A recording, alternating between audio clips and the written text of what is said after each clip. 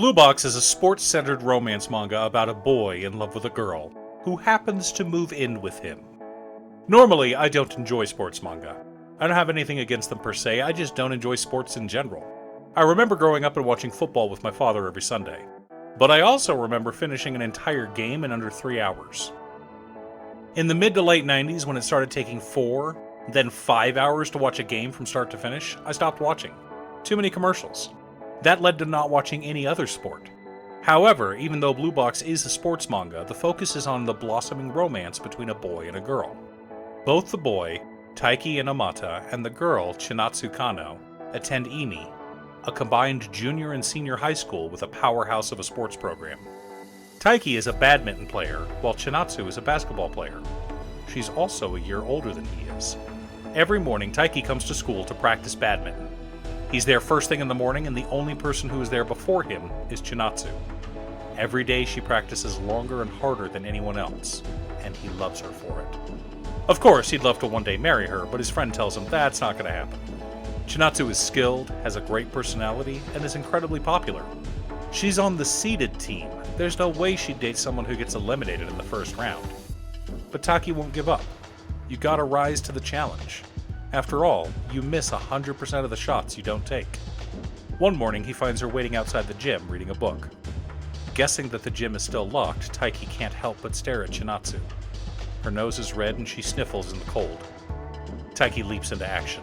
He offers her his scarf, warm tea, and some pocket warmers.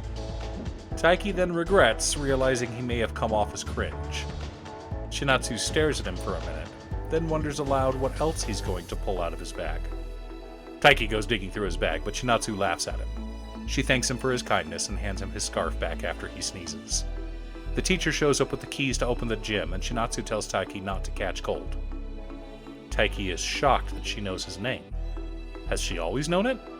Then Taiki notices that his mom wrote his name on the scarf he'd just gotten back from Chinatsu. That evening, when everyone is packing up and heading home for the day, Taiki remembers he left something in the gym. Fortunately, it's still open. Of course, the one person still practicing is Chinatsu. She then challenges Taiki to a game of one-on-one. Taiki is exhausted after a few rounds. The two reminisce about how they learned to play from their respective mothers. Both their mothers were on the basketball team when they were in high school. Taiki explains that he prefers badminton because it's all on him. Win or lose, it's entirely his fault. Chinatsu understands that's why he practices so hard, but Taiki replies that he could say the same about her. After all, he saw her a year and a half ago practicing alone in the gym. Her team had barely missed the cut for nationals, and despite feeling crushed, she was working hard for next year. It inspired him to work hard as well. Chinatsu doesn't know what to say to this. She's taken aback and a little embarrassed that he's been watching her so closely. The next morning, Taiki finds out that his mom was friends with Chinatsu's mom, and they were on the basketball team together back in high school. But it's a real shame. After all, her family's moving overseas for work. They'll be moving in mid-March, right before the start of the new school year. Taiki can't stand that idea. He really doesn't want to see her leave. She's been working so hard, practicing more than anyone. He begs her to stay, gives her this heartfelt speech about how she shouldn't give up. Chinatsu replies that she's not going overseas. Her family is, but her mom made an arrangement with an old friend so that she could stay and play basketball. I think you see where this is going. Taiki wakes up one morning and finds the girl he's in love with in his kitchen, helping his mother make breakfast. It turns out that the friend of her mom that she was talking about was Taiki's mom. And so, Chinatsu moves in, making things incredibly stressful for poor Taiki. Sounds like a recipe for disaster, but Taiki does something incredibly mature, and this is what made me fall in love with the series. This is a bit of a spoiler, but it's kind of obvious from chapter 2 onwards. Taiki decides not to confess to Chinatsu. Not because he's given up on her or anything, far from it. He decides he doesn't want to make her uncomfortable. Her goal is to make it to nationals with her team, and she doesn't need a distraction. At least, that's what he thinks. He also knows that she doesn't have anywhere to go.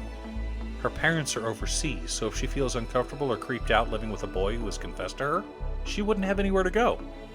Taiki absolutely doesn't want to do that to her. He wants to support her in her goal of making it to nationals, and he believes that confessing to her would be in opposition to that goal. Of course, neither we as the audience nor Taiki knows how Chinatsu feels. You can't know what another person is feeling unless they tell you.